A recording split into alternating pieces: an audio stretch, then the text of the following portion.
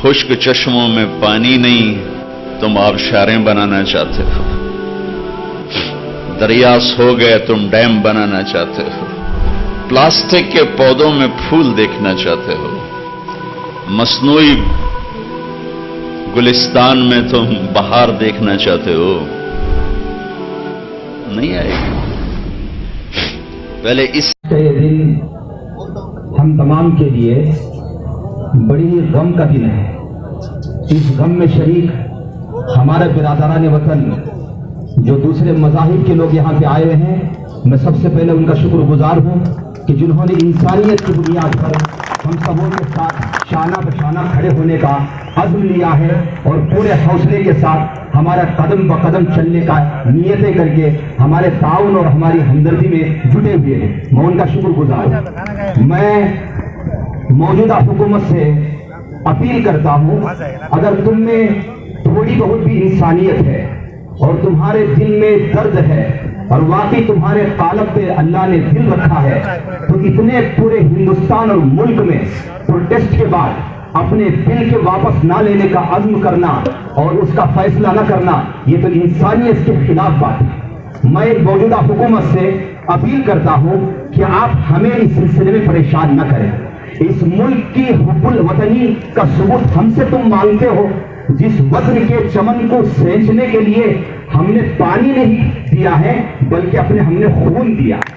ہمارے بزرگوں نے پھانسی کے پھندے کو چوم کر کے اس ہندوستان کو آزاد کیا۔ دلی کا کوئی ایسا درخت نہیں تھا پشاور تک کے مسافت تک جس کے اندر کسی عالم دین کی لاش پھندے میں نہ لٹکی گئی ہے۔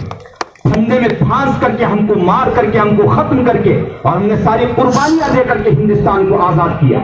اور اسی وقت میں جن لوگوں کے بالادستی کی بنیاد پر اور جن لوگوں کے اشاروں کی بنیاد پر تم اپنے فیصلے اور قانون بنا رہے ہو، ہم کو معلوم ہے کہ تمہارے پیچھے کوئی ہاتھ ہے، تمہارے پیچھے بجرنگی ہے، تمہارے پیچھے ایسے فرقہ پرست طاقتیں ہیں جن کے اشاروں کی بنیاد پر تمہارے فیصلے اور قانون بنتے ہیں۔ اور آپ کو یہ معلوم ہونا چاہیے، آپ اتہاس پڑھ لو اور وہاں تاریخ اٹھا کے دیکھ لو، جس وقت ہم ملک کو خون دے رہے تھے اس وقت تم انگریزوں کے تلوے چاٹ رہے تھے، اور اس وقت تم لوگ ہندوستان کے تلوے چاٹ کر کے اپنے بچاؤ کی فکر میں لگے ہوئے۔ ہم کو معلوم ہے یہ تاریخ میں حقیقی تاریخ بتلا رہا ہوں، میری لکھی ہوئی تاریخ نہیں ہے، برادران وطن کی لکھی ہوئی تاریخ ہے، اس کے اندر پڑھ کر کے آپ دیکھ لو۔ اور جنہوں نے ہندوستان میں انگریزوں کے تلوے چاٹے ہیں وہ ہم سے حب الوطنی مانگتے ہو؟ شرم نہیں آتی تمہیں؟ کس بنیاد پر ہم کو حب الوطنی مانگ رہے ہو؟ اور یاد رکھیں، یہ سب طریقہ بھلا دیں اور آپ شانتی کے ساتھ، محبتوں کے ساتھ، پیار کے ساتھ جینا سیکھیں۔ پیار دو اور پیار لو، شانتی دو اور شانتی لو۔ یہ ملک شانتی کی بنیاد پر بنا ہے، ہم اسی شانتی کی بنیاد پر اس کے قائم رکھنا چاہتے ہیں، اسی شانتی کی بنیاد پر جینا چاہتے ہیں۔ یہ تمام شانتی کی ثبوت دینے کے لیے ہمارے برادران وطن نے یہاں تشریف لایا ہے اور ہم کا شکر گزار کرتے ہیں۔ مجھے بڑا افسوس ہے کہ ایک پروٹیسٹ کرنا یہ جمہوری ہمارا حق ہے، یہ جمہوری ہمارا حق ہے، سمویدھان کی حفاظت ہے، آئین کی حفاظت ہے، ملک کی صورت کو بنائے رکھنے کی یہ فکر ہے، ملک کو بگاڑنے سے بچنے کی یہ فکر ہے۔ تو اس جمہوری حق کے ادا کرنے کے لیے جامعہ ملیہ اور یونیورسٹی کے بچے اور بچیاں اپنا حق مانگنے کے لیے راستے میں نکلتی ہیں، تو آپ ان کو گولیوں سے بھونتے ہو، ہاں، اور ان کے اوپر تم اتیاچار کرتے ہو، ان پہ ظلم ڈھاتے ہو، ان کے کیمپوں میں لینے کو محبوس ہونے پہ مجبور کرتے ہو۔ شرم آنی چاہیے تم کو۔ کہاں چلا گیا تمہارا دل اور تمہاری انسانیت؟ میرے بھائیوں، میں آپ سے کہتا ہوں، میں اپنے برادران وطن سے جتنے ہم مذاہب کے لوگ آئے ہیں، میں بار بار آپ کا شکر ادا کر رہا ہوں۔ آپ لوگ ہمارے ساتھ ہیں، ہم آپ کے ساتھ ہیں، اور یہ بات آپ بھلا دیں، یہ مسلمانوں کا مسئلہ خدا کی قسم نہیں ہے، ان کی نیتوں میں فتور ہے، یہ اس سب کا مسئلہ ہے۔ ہم کو بھگاؤ تو ہماری اپنا زمین ہموار ہوگی، زمین خالی ملے گی، پھر دوسرا برادری کا آئے گا، پھر تیسرا برادری کا آئے گا۔ آج سے ہم اس بات کو ختم کر دیں گے، پھر آگے کے لیے ان کی ہمت نہیں ہوگی۔ ہندوستان ہمارا ہے، ہندوستان ہمارا ہے۔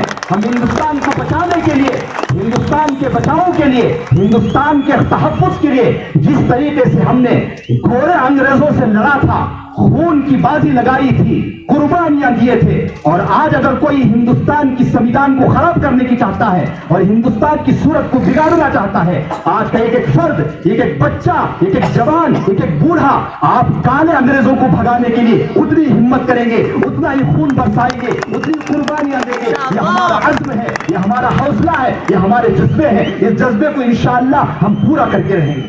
بس میں اپنے بھائیوں سے کہتا ہوں، یہ ہماری زمینی محنت ہے، یہ ہماری ظاہری محنت ہے، ہم کو اس کو کرنا چاہیے، پروٹیسٹ کریں، احتجاجات کریں، لیکن یاد رکھیں شاعر مشرق علامہ اقبال کا شعر ہے، مدعی لاکھ برا چاہے تو کیا ہوتا ہے، وہی ہوتا ہے جو منظور خدا ہوتا ہے.